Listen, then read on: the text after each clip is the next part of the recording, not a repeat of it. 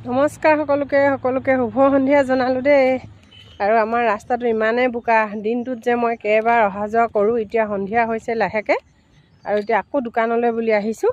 অলপ আগত গৈছিলোঁ সেই 3:30 বজাত। কিয় গৈছিলোঁ জানেনে? গাহৰিকেইটা দানা নিবলৈ দানা দি আহিলোঁ। তাৰপিছত আকৌ বাৰীত শাক ছিঙি মেলি ঘৰত থলোঁ। বিলাহী দোকানলৈও লৈ আহিছোঁ। লৈ আহি এতিয়া আহি আছোঁ।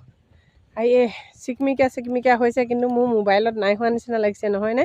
মোবাইলটোত মানে পোহৰটো বেছি দি থোৱা আছে, সেইটো কাৰণে। আৰু আমাৰ ৰাস্তাটো এনেকুৱা ৰাস্তাটোত মই ৰাতি 8টাতো কেতিয়াবা ঘৰৰ পৰা আহিবলগীয়া হয়। আপোনালোকক দেখাই দিছোঁ ৰ'ব। এয়া দেখিলেনে? এইটো ৰাস্তাত ৰাতি অকলে অহা যোৱা কৰোঁ। কেতিয়াবা গধূলি যাওঁ।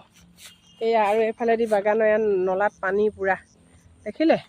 এনেকুৱা ৰাস্তাটোত অহা যোৱা কৰি থাকোঁ। চাওক তাকে দোকানলৈ দিনে ৰাতিয়ে চিন নাই।